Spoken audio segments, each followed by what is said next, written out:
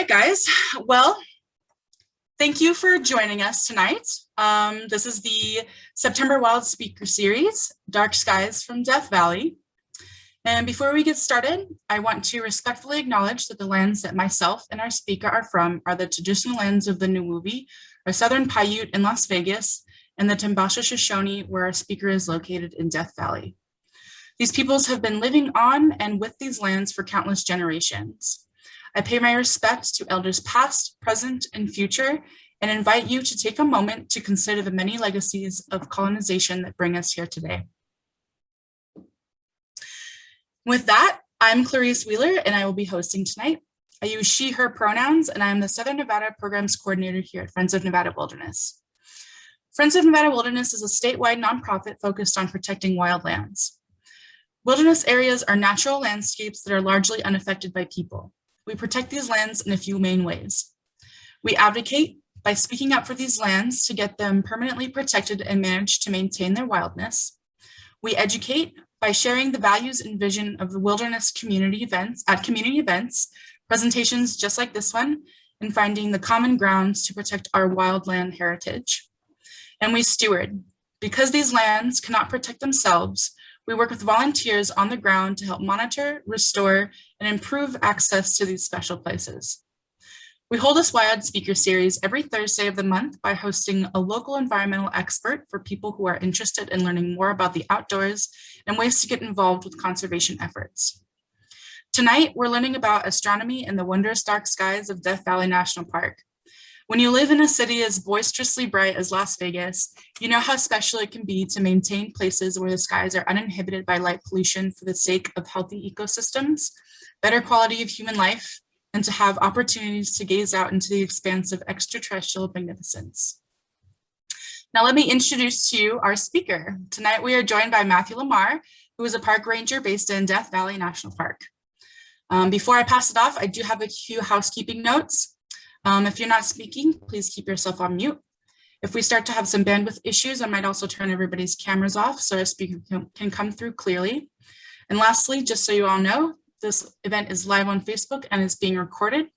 The recordings will go up on our Facebook just after the live ends, and will go on our YouTube channel tomorrow or early next week. Please drop your questions into the chat throughout the presentation, and we'll get to them once the presentation is finished. We'd also love to hear what stands out to you, even if you don't have any questions. And it sounds like our speaker might have some questions for us that we might respond to in the chat. And with that, I will pass it off to you, Matthew. Perfect. Thank you very much. I appreciate it. Let me see if I can get this going.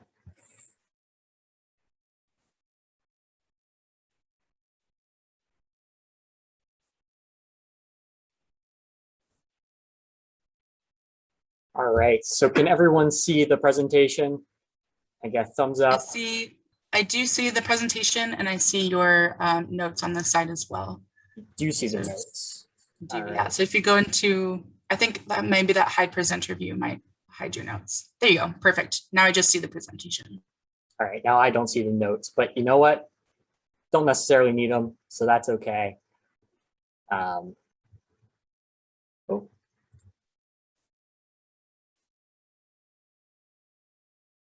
Do you guys see my notes now, or are you good? See the notes. You see them. Okay. Wondering if you go to presentation mode or presenter. Well, there's like a presentation mode down at the bottom, I think. Should hide your notes.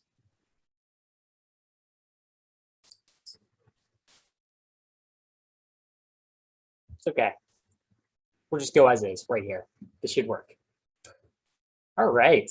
Well, thank you to the Friends of Nevada Wilderness for inviting me out here or inviting me to speak for the Wild Speaker Series. It's truly an honor. I love talking about Death Valley National Park. I love talking about night skies.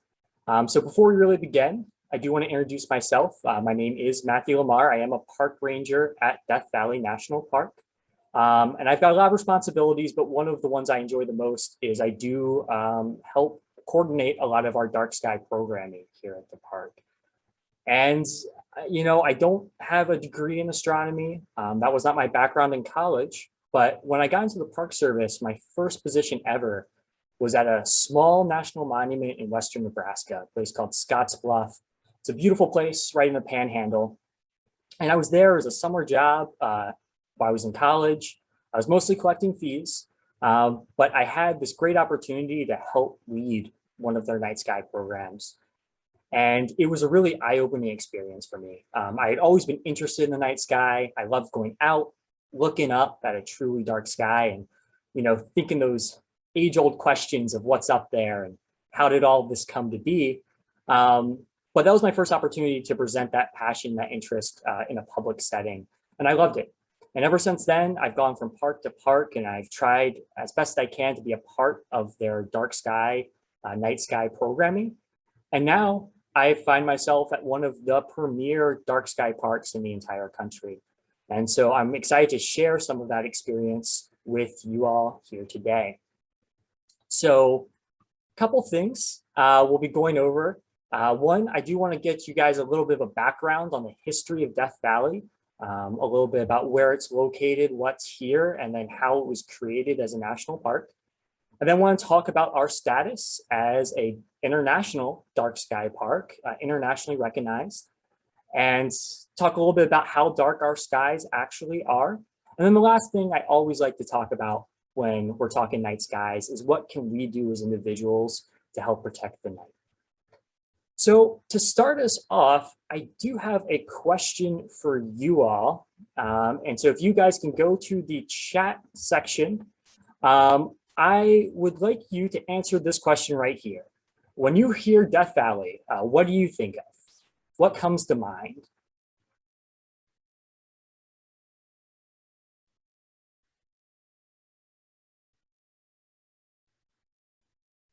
Basin and range topography, where I did my first vision quest. Oh, I like that.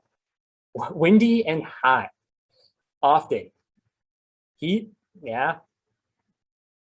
Super hot, outstanding hiking, couldn't agree more. Less so this time of year, but particularly in the winter. Awesome wilderness, fantastic hiking, big spaces, big sky. Awesome. Yeah, I like all those. I think those are all fairly accurate. Here's some pictures of Death Valley. A lot of people, particularly people not from Nevada, not from California, when they come to Death Valley, they really don't know what to expect. They may have heard it's hot. They often think it's flat, but they don't realize the variety that we have here. So Death Valley National Park is right on the Nevada-California border, and it is, of course, part of the Mojave Desert. And so if you go there, you're going to see pretty sparse vegetation. We are not a Forester's Park.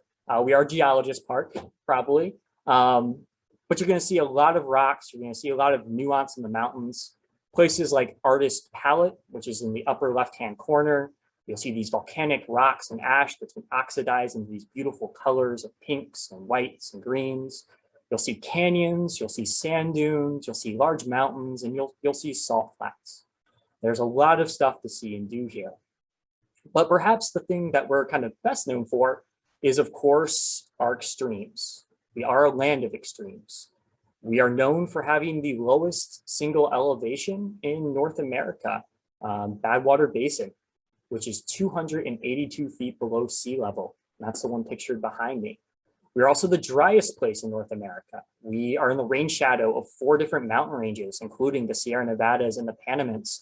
And so we only get about 2 inches of rain per year. And then we're probably most famous for the fact that we are the hottest place, certainly in North America, and probably in the entire world. And I think we have a pretty good claim to that title because we do have the hottest recorded temperature on record, 134 degrees, recorded back all the way back in 1913. And then more recently, we set the record for the hottest month ever recorded in the world in July of 2018 with an average temperature of 108 degrees. And so what that means is you take the high temperature, you take the low temperature, you average them together, and that's how you get your average temperature. And so that means that many evenings, many nights, it never got below 100 degrees. You'd go outside at 3, 4 o'clock in the morning, it'd still be 103, 104. That's quite the experience to have. And even this year, we had a temperature in July where our weather station at Furnace Creek recorded 130 degrees.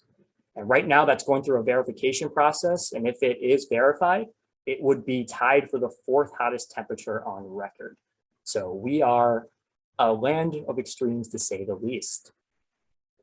So why would people come to Death Valley, particularly during the 1800s? You know, before you really have cars, before you really have air conditioning, what would bring someone to a place that's called Death Valley? Not only is it called Death Valley, but it's got places like Badwater Basin, Devil's Cornfield, Devil's Golf Course, Starvation Canyon, Dry Bone Canyon, Poison Spring, Hell's Gate. I mean, the names go on and on and on. Well, what brought people here was the idea that they could become rich if they did so, looking for minerals, in particular, things like gold and silver. And the truth is that most of the people came out here looking to make it rich were not very successful. Most of the mines here did fail. But there's one mineral in particular which Death Valley is well known for. I'm sure many of you have heard of it, and that is borax. It's not as flashy as gold, it's not as flashy as silver, but it is often referred to as white gold, and it is by far the most profitable mineral ever mined here in Death Valley. It is something that is used in a variety of different things, most famously probably detergents, but today it's used in fiber optics cables. The glass of your smartphone probably has borax in it. It's in some cosmetics. It is in lots and lots of things. And at one point, Death Valley was the leading producer of borax. And it's famous in particular for its, got a laser pointer here, famous for its 20 mule team wagons, which would load up all that borax, carry it across Death Valley, carry it across the Mojave Desert to the nearest railroad. Now, many people are familiar with the 20 mule team wagons. What they don't realize is that was a really short period of the Death Valley borax history. Over time, the infrastructure improved quite a bit. And we started to get larger camps that were coming in. We got railroad spurs that were coming into Death Valley. We had a place called the Greenland Ranch, which was developed that grew alfalfa, and it was a date farm, and there was a general store there. And so this mining ended up bringing a lot of infrastructure to Death Valley. And so in 1920, a new discovery of borax, or in the 1920s, a new area, which is today referred to as Boron, California, was discovered. And it's one of the richest deposits of borax in the entire world. So rich that they're still mining it today. And almost overnight, borax mining just isn't profitable here in Death Valley anymore. But all these miners have invested money into the infrastructure that goes here.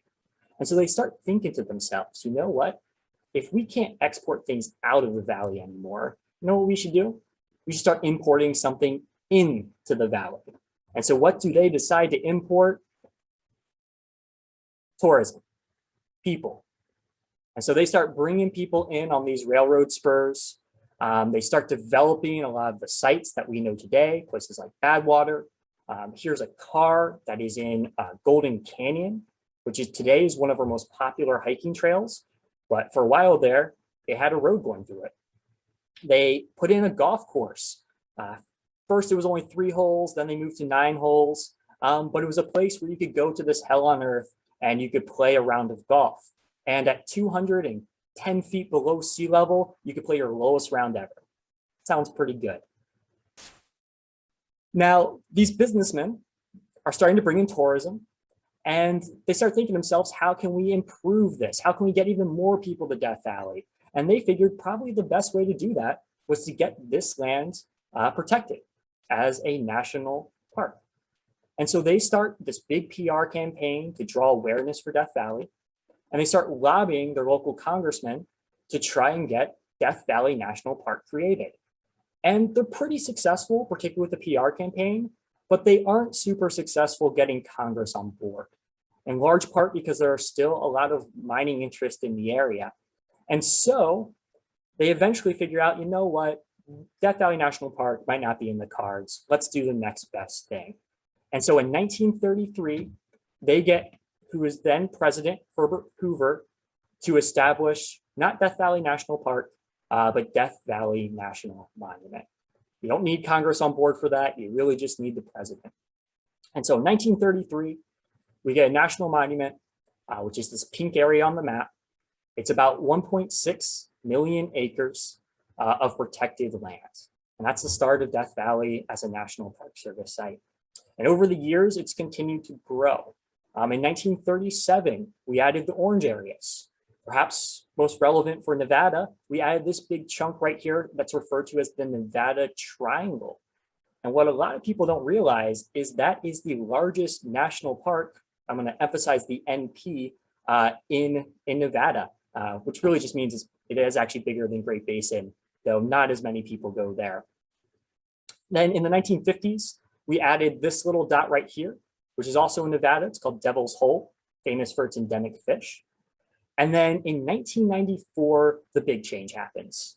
Congress passes the California Desert Protection Act. It's signed into law by Bill Clinton. And suddenly it is no longer Death Valley National Park or National Monument. It becomes Death Valley National Park. And it's more or less what you see in that picture right there. In 2019, we added a little bit more. And this is what it looks like today. And Death Valley, sorry, I'm having a little trouble with my screen. Death Valley is today 3.4 million acres.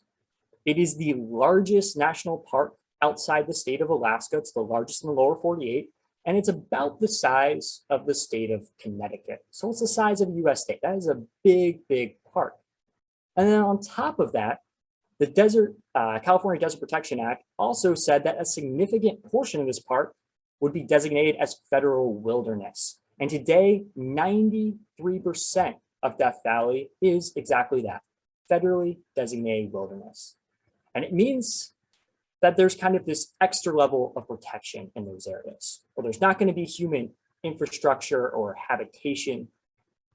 Wilderness is an area where man is a guest that shall not remain.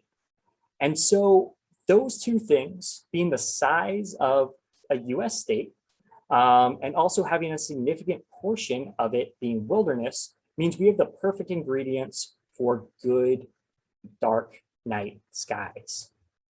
And if you look at a map of Death Valley, and I like to use lightpollutionmap.info, it's a really great website that you can go to and you can look at where you live and see what the light pollution's like there. And if you look at that map of Death Valley, you're going to see that it's pretty empty of light pollution. There's really only 3 areas. One is right here, which is the Furnace Creek area. That's where I am right now. It's where our park headquarters is, visitor center, and then kind of the big resort area. A little bit further north, we have Stovepipe Well, which is near the sand dunes. And then over on the far western side of the park, we have Panamint Springs. And those 3 areas are really the only areas in the park that are producing some level of light.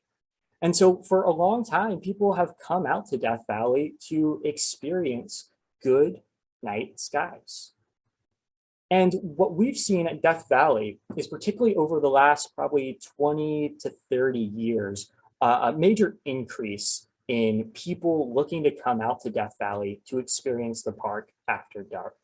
And I think there's a couple of reasons for that.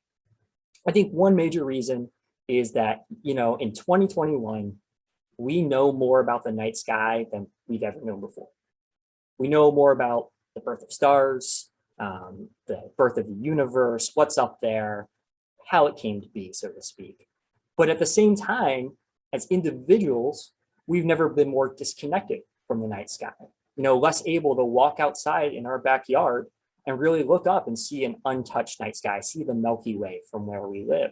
And so a lot of people are looking for that experience, and they're coming out to places like Death Valley. And I think particularly in the last 10 years, social media has only enhanced that desire even more. Because if you go to a place like Instagram or Facebook, you're going to see some really nice pictures of night skies, of the Milky Way over these beautiful landscapes. And people want to have that same experience. And so people are coming out to places like Death Valley.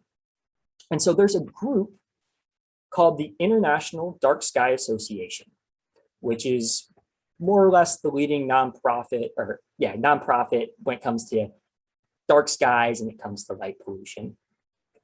And they've really done a good job of promoting this concept of dark sky places. And so they've created all these different designations for certain areas. They have dark sky communities and dark sky sanctuaries. And around 2006, 2007, they came up with this idea to create dark sky parks. And in order to be a dark sky park, you have to hit these certain benchmarks. And there's quite a few of them, but I've just put the three major ones right here. Number one, this one's pretty obvious. Got to have dark skies, right? You know, that's a must. And so they have a certain benchmark that you have to be darker than.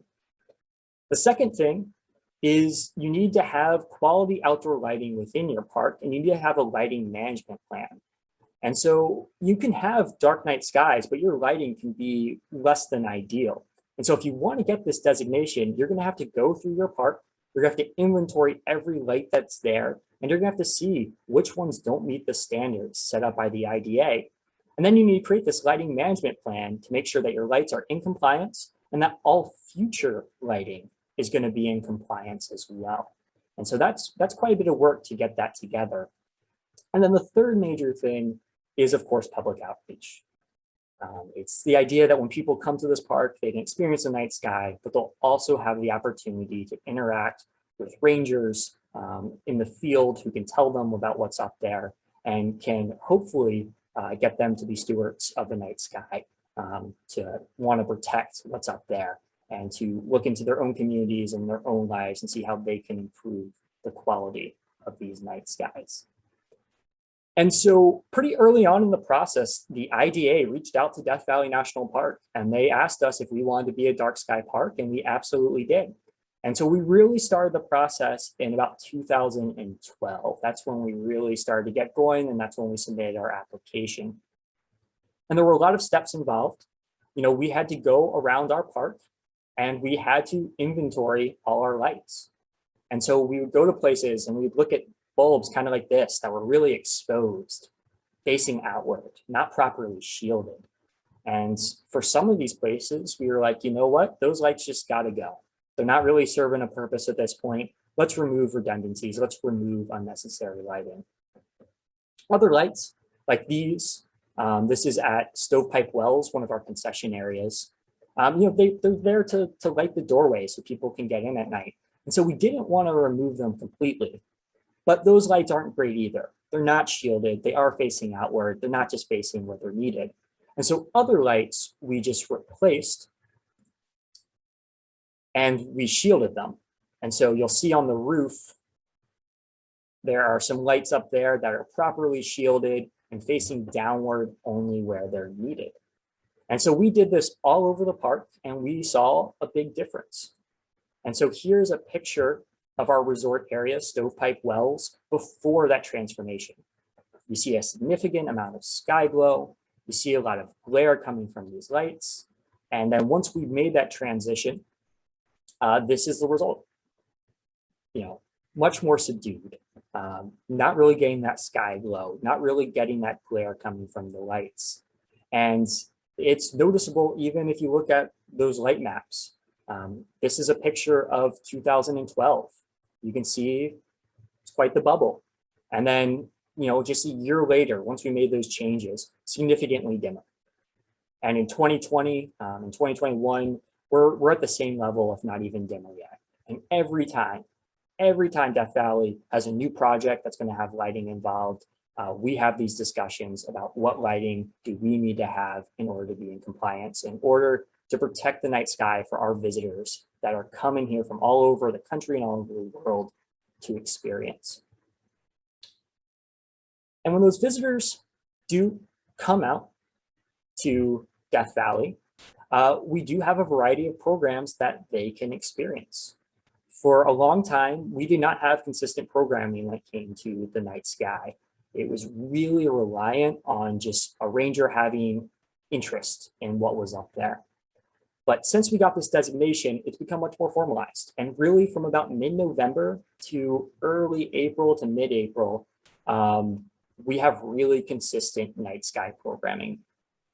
So if you come here, you can go on star tours. These are programs where you go out with a ranger, usually to Harmony Borax Works. They're going to have a laser pointer, and they're going to tell you what interests them about the night sky. It could be the stories of the night sky, the constellations, how cultures have viewed it throughout history. It could be very scientific. It could be about the birth, the life cycle of a star, the scale of the universe. It could be about space exploration. And so every time you go to one of these programs, each ranger is going to add a little bit of a different spin to it. And so you'll always get something new. At other points, the moon certainly plays a role in how pristine, I guess, the night sky is. Or maybe pristine is not the right word, but how many stars you can see. Can you see the Milky Way? And so sometimes when it's a full moon, star programs aren't quite the same. And so what we do is we do full moon walks, typically out at like the Mesquite sand dunes, where you get to walk out on the dunes underneath the moon. You get to learn about the moon, learn about the sand dunes, learn about the nocturnal wildlife, which relies on darkness in order to survive in a place like Death Valley. And that's a really, really great program to go out there with a ranger and have that experience.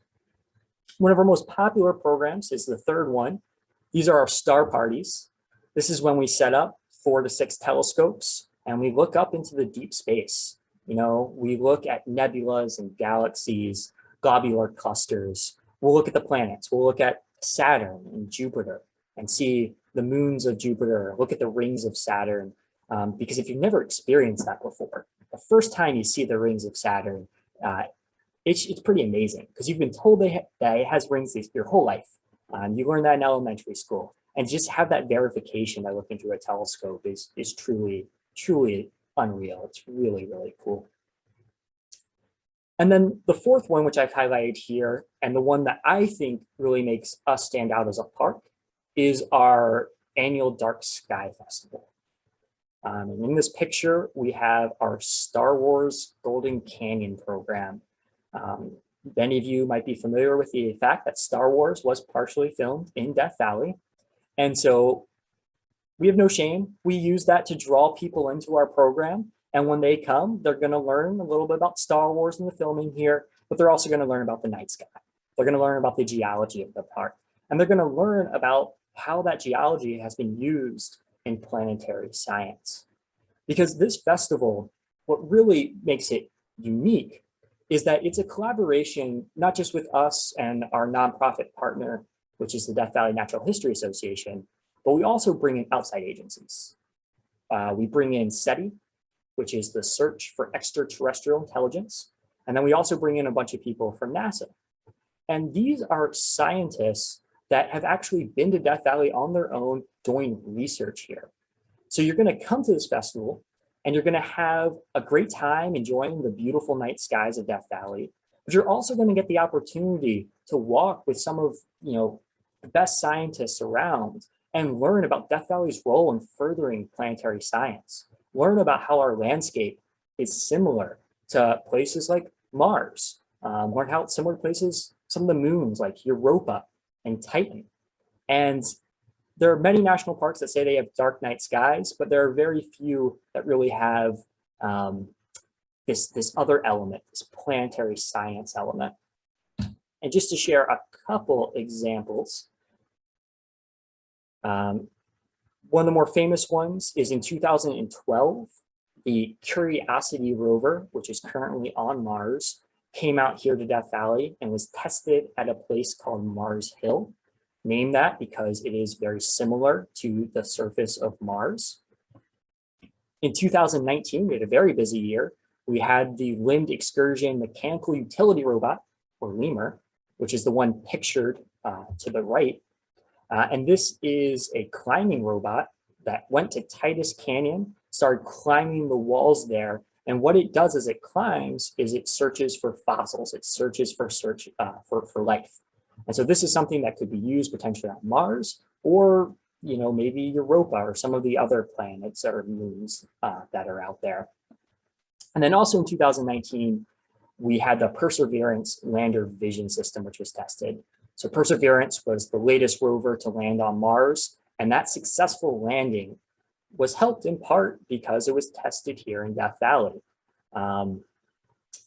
if it hadn't been successful, I probably wouldn't be talking about right now. I probably would have left that off the slide and just glanced over that. But all this research is being done in Death Valley, which is really, really cool. And here are just a couple pictures of some of these sites. We've got some people on Mars Hill. We've got the lander vision system being tested overneath the over the alluvial fans of the Panamints. And then here on the left, we have King Louie, which is a rover that was tested at Devil's Golf Course. Devil's Golf Course is a really cool area of the park. It's this big salt flat, bunch of evaporative salts. And they often are studying it because of its similarities to Europa, which is a moon around Jupiter. And often when you hear about Europa, you hear it's a big icy planet with vast liquid oceans.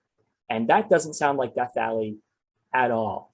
But that moon also has quite a bit of salt on there, evaporative salts. And that is very similar to Devil's Golf Course. So even planets and moons that you might not expect us to be comparable to, we've got some similarities for sure.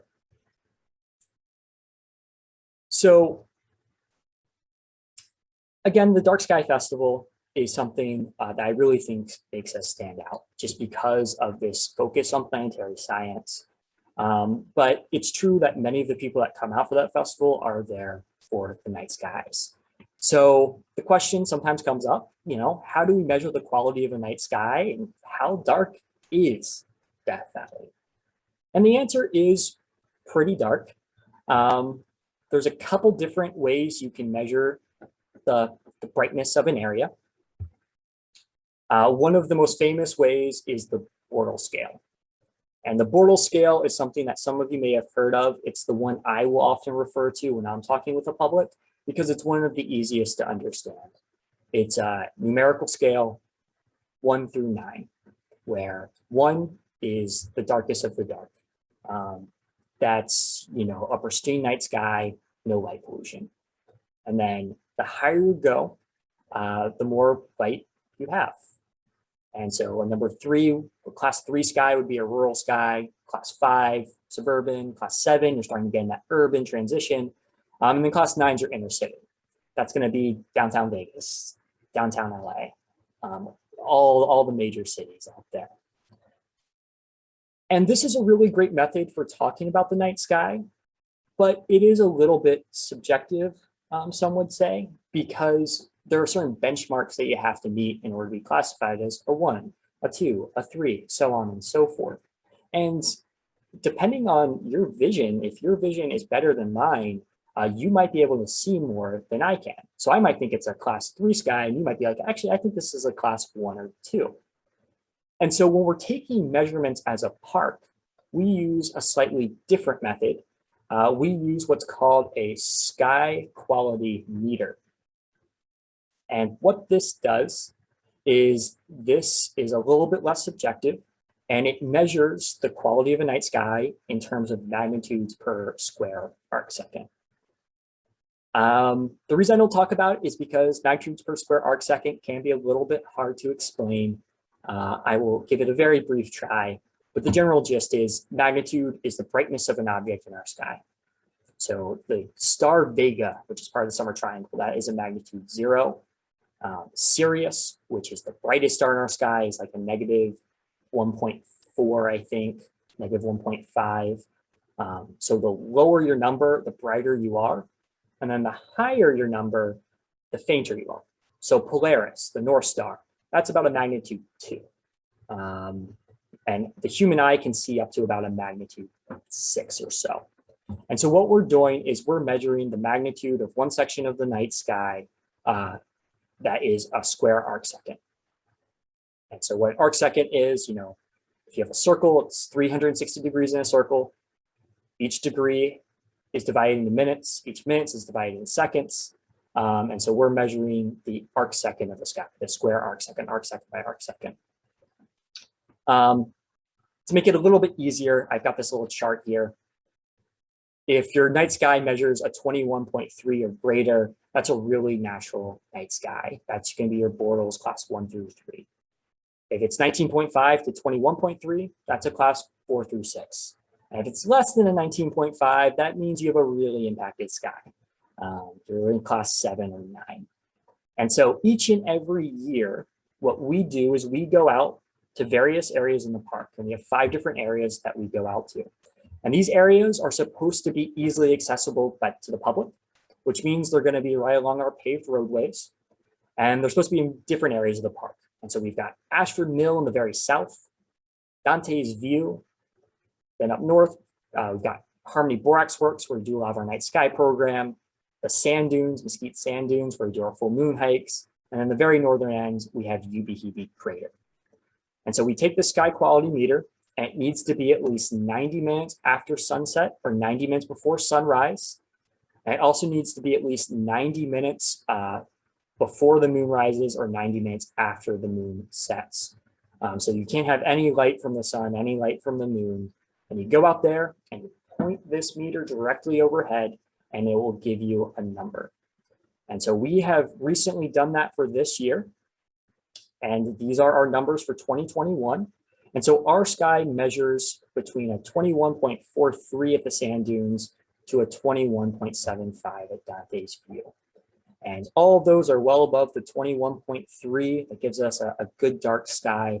And so that tells you right there that, you know, we're well within that range to come out here and really experience a good night sky. On the Bortle scale, you're probably looking mostly at class 3 skies, maybe some borderline class 2 along these areas. Now, besides taking these measurements, yes. So the reason though we're not class 1 skies and we are class 3 is pretty obvious if you look at a map. Vegas is over to our east. It's one of the brightest cities on Earth. It certainly impacts the southern end of the park. And then along the coast, we also get a lot of impact from California. And so the southern end of the park, where we're taking a lot of these measurements, are just going to have more light pollution in them. And the further north you go, the more pristine your night sky gets. The issue is a lot of those really pristine areas of the park, the areas where we do have class 1 skies, a lot of them are only accessible on dirt roads. And some of these roads can be really rough. And so if you're looking for these areas, you have to be really prepared. You need to have the proper vehicle, the proper clearance, good off-road tires, always have a full-size spare, water, you know, all the things that you're going to need when you're several hours from the nearest paved road. And so we don't take measurements at those locations every year, but every couple years, the National Park Service has a special division called the National Sounds and Night Sky Division, and they'll come out to these areas and they'll measure the brightness of the sky. And so they take this nice camera and they get all these pictures, and then they give them to us, these sky quality assessments. And so the first picture is Dante's View, which is on the eastern end of the park on top of the Black Mountains. And because you're up there, you have a pretty distinct light bubble from the Vegas area.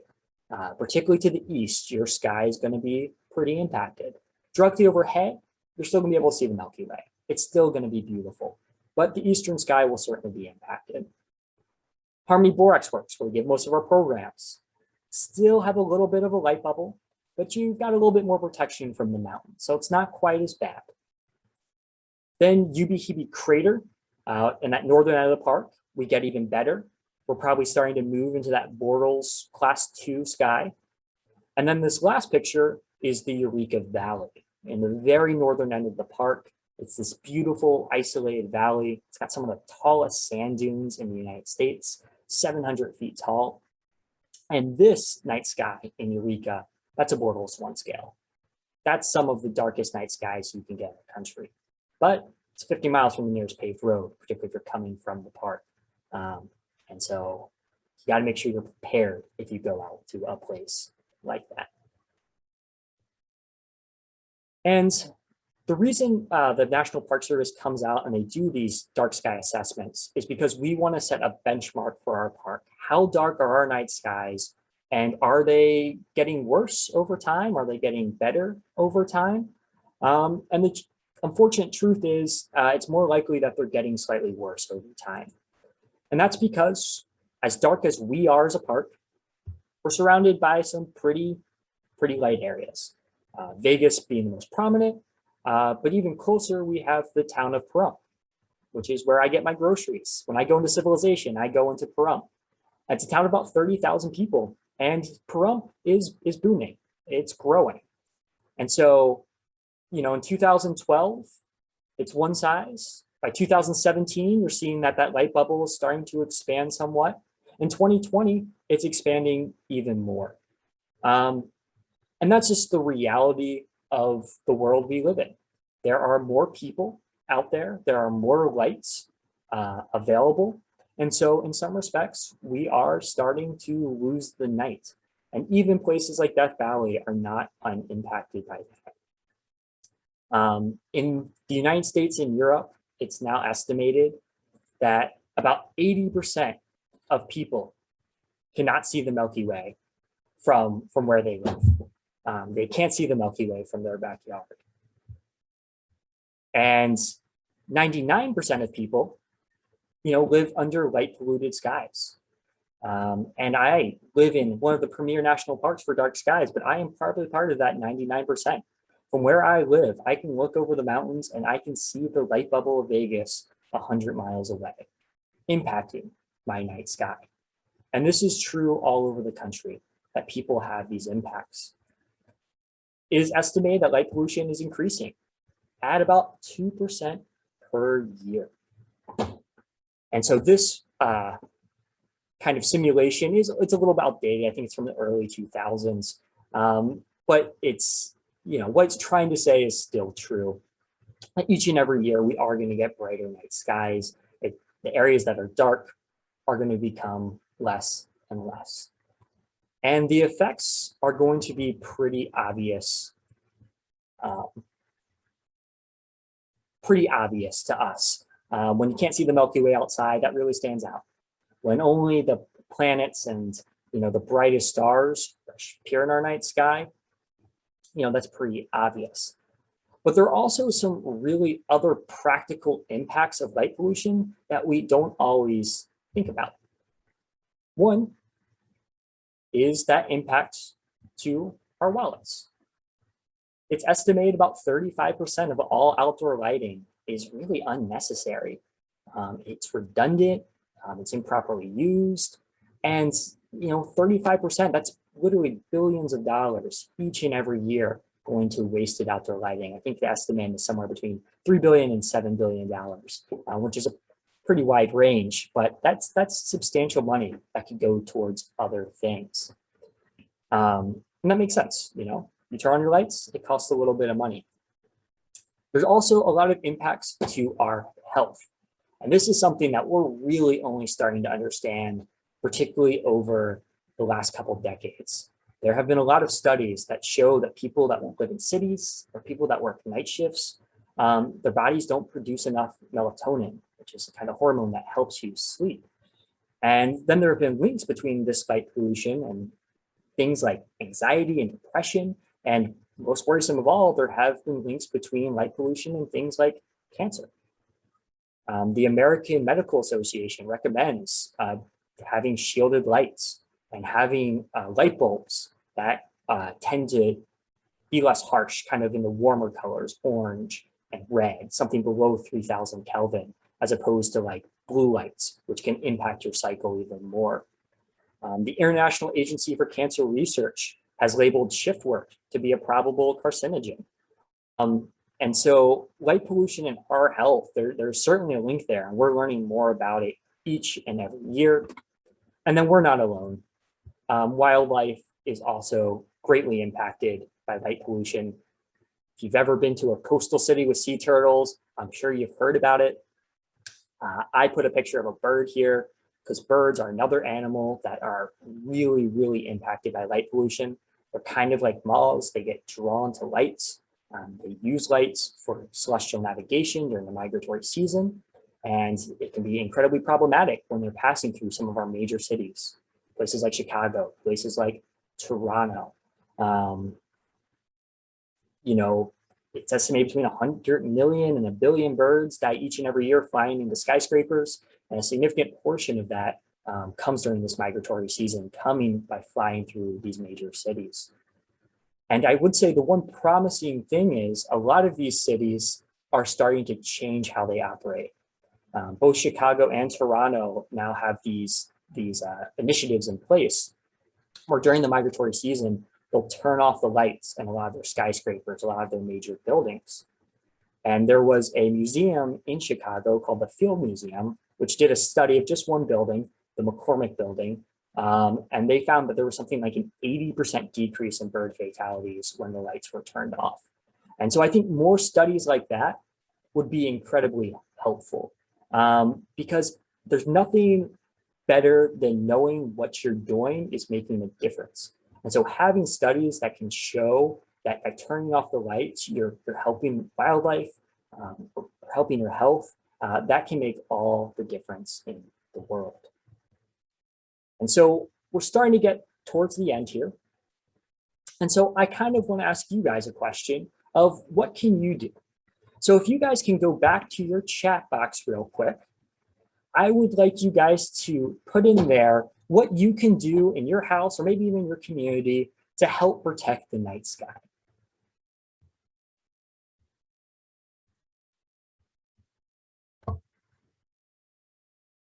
Great.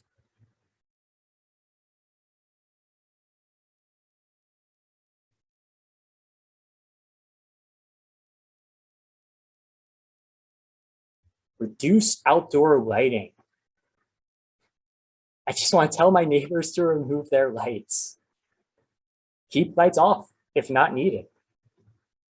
That's a pretty good one, yeah. That's a very basic concept, but it's absolutely true.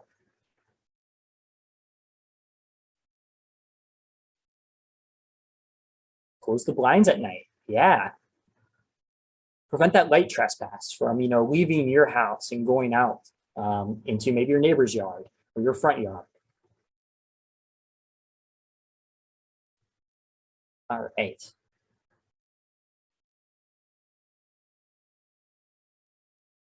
Use yellow lights instead of the brighter white lights. Yeah, absolutely. Warmer colors are kind of the key.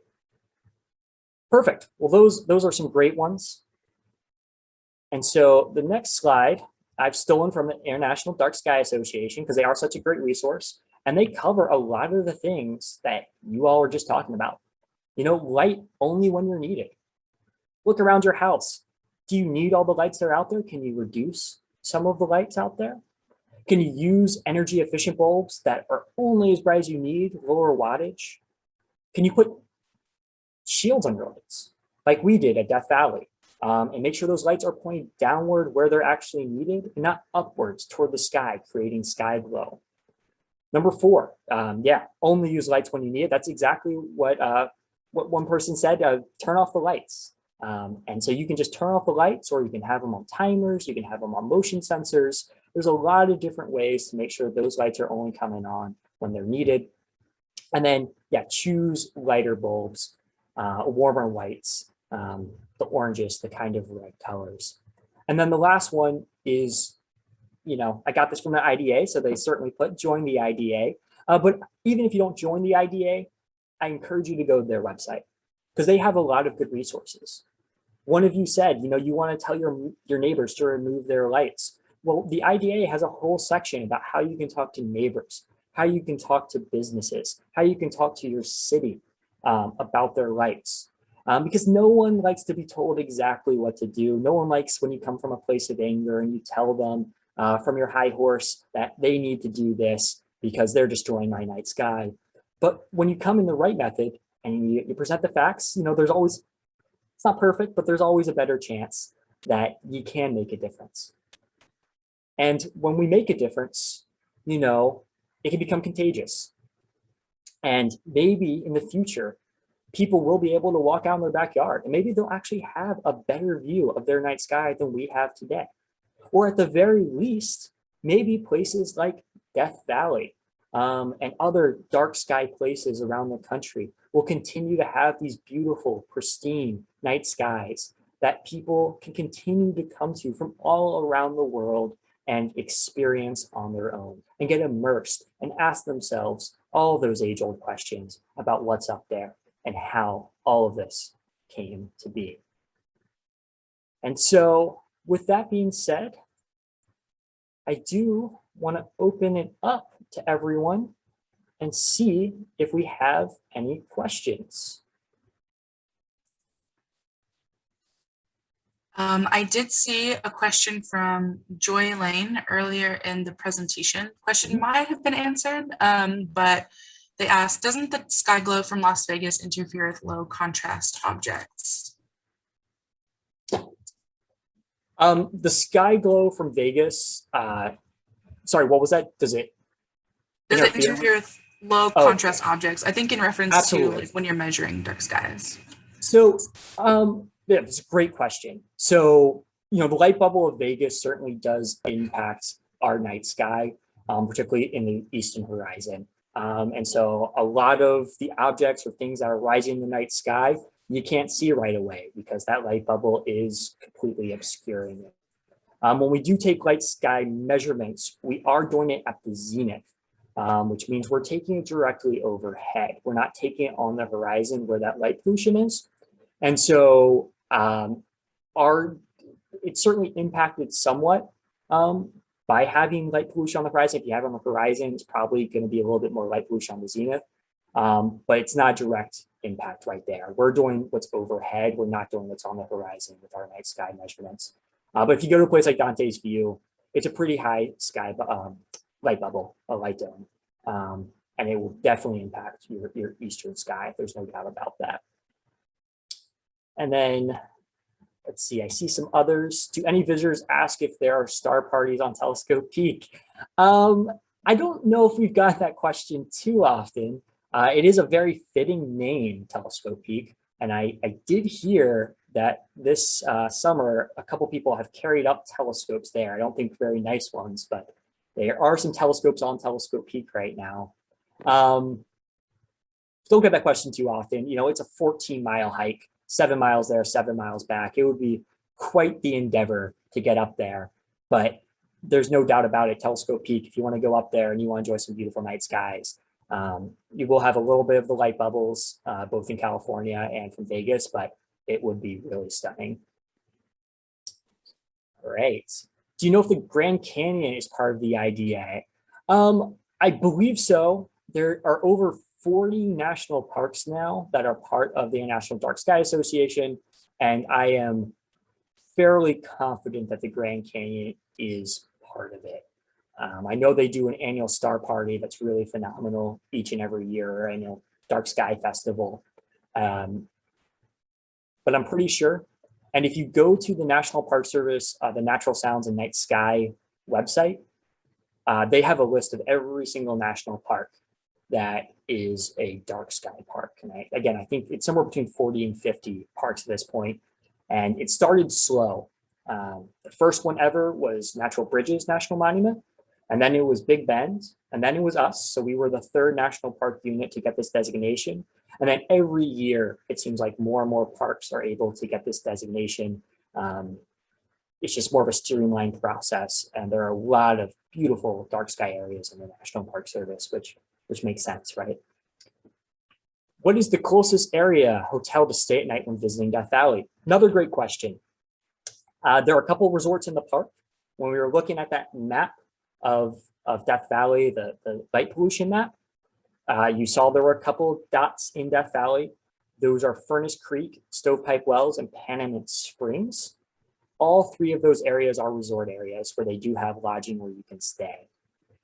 If you don't want to stay at one of those lodging, outside of the park, you could stay at the town of Beatty, which is about 45 minutes away from Furnace Creek. There's some spots in the Amargosa Valley, and then there's also Pahrump, which is a little over an hour away. So it can be quite a drive to get in. So the closest area by far is staying in the park itself at Stovepipe or Furnace Creek. All right, when is the 2022 Dark Sky Festival? Wonderful question. Thank you. February 25th through the 27th is when the festival will be taking place. But I'm going to add a pretty big caveat here. We're not sure exactly what the world's going to look like at that point. And so there is still a chance that our 2022 Dark Sky Festival could be more of a virtual event and not an in-person festival. We are really hopeful that we can have an in-person festival because there's nothing better than being in the resource and really brushing shoulders with some of the smartest minds at NASA and learning about what's out there and why Death Valley is so important. But I wouldn't necessarily like book your rooms just yet because there is going to be a chance that it's not in person and that we do have to move to more of a virtual festival. And that's just the reality of today. The last year and a half has been all about adapting to our circumstances. And so we will continue to adapt as needed, but we are hopeful that we will be able to have an in-person one. Does Ridgecrest impact your skies? That's a great question. Yeah, there's definitely a light bubble over on the western side. It's not quite as distinct. And the Pahrump light bubble is certainly, Vegas is truly one of the brightest cities on earth. It impacts, I think, 4 different states. It impacts something like 6 different national parks. It's just really big. And so a lot of what we're getting, Pahrump is adding to it, but a lot of what we're getting is from Vegas, which is why it's so restrained on that eastern side. But if you go to the southern end of the park, you do see a light bubble from Ridgecrest, and you do get a little bit from like the military installation that's out there.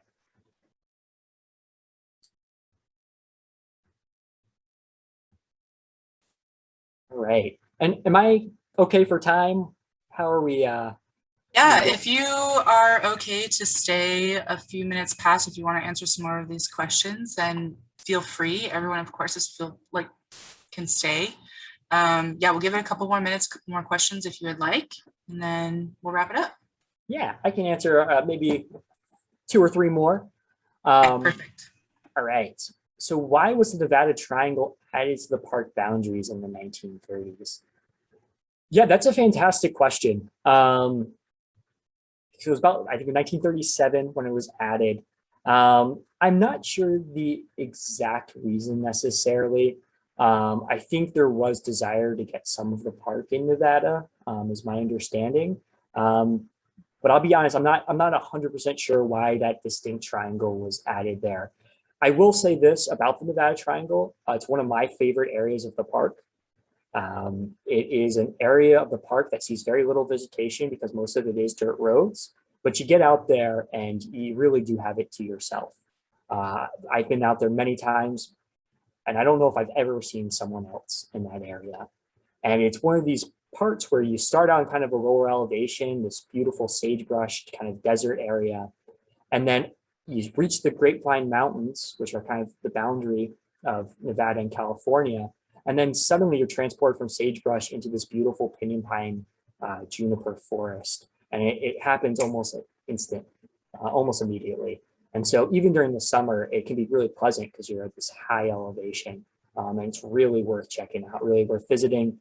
I just, again, would emphasize this is not a place to go in your Prius or your Toyota Corolla.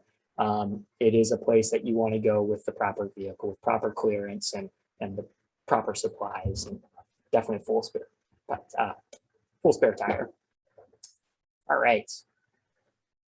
I think the last couple questions are all sort of referring to whether or not you will post info or updates about the Dark Sky Festival on your website. That's a wonderful question. Yes, we will. When we know more, we will be posting that. It's probably not going to be for a little while. I would imagine it will probably be closer to the holidays when we'll be putting out more details about what exactly is happening. But I know we've gotten a lot of support already from NASA and from SETI. And if we do have a virtual festival, it's still going to be really great. We're going to do something maybe similar to this, but with some really, really brilliant NASA scientists and that information. So stay tuned to our Facebook page, stay tuned to our website, and we will be getting information out there as soon as we are comfortable making a full decision. All right. Do you have any last thoughts before before we close it up for the evening? Yeah, I just want to thank you guys for sticking around. I hope you learned a little bit about Death Valley National Park. And more importantly, I hope you come out and visit us. I do not recommend right now. It is still very, very hot. Maybe if you go to the higher elevations, but I've worked at a lot of national parks. This is my favorite national park, both for its night skies, but also because this is one of the few national parks you can spend your entire life in and you won't see it all. There is so much to see, so much to do here. And so I encourage you guys to come out to Death Valley and experience it for yourself if you haven't already. All right, well, on that note, we'll close it out for the evening. I want to thank everybody for joining us tonight, and a big, big thank you to Matthew for taking the time to speak with us tonight. Just want to remind everybody that Friends of Nevada Wilderness is a membership-based organization. Over 80% of the donations we receive go directly to advocating for wilderness protection, restoring habitat for wildlife, and maintaining hiking trails. We'd love for you to become a member and join us in keeping Nevada wild and beautiful. Also, since it has engulfed my entire work life at the moment, I would like to remind everybody that the Wild and Scenic Film Festival is coming up on October 9th, and tickets are on sale on our website right now. If you're not familiar, the Film Festival is our Southern Nevada office's annual flagship fundraiser event that features films about the outdoors related to sports, science, activism, and the human spirit. This year, the Film Festival will be happening at Spring Mountain Ranch State Park and will also take place virtually, so you can tune in from anywhere. And lastly, just remember that we hold the Wild Speaker Series every first Thursday of the month with various outdoors topics. Mark your calendars and join us for next month on October 7th at 7 p.m. We will be joined by environmental journalist Ben Goldfarb to discuss all things beaver. Thanks again, everybody, and I hope everyone has a good night.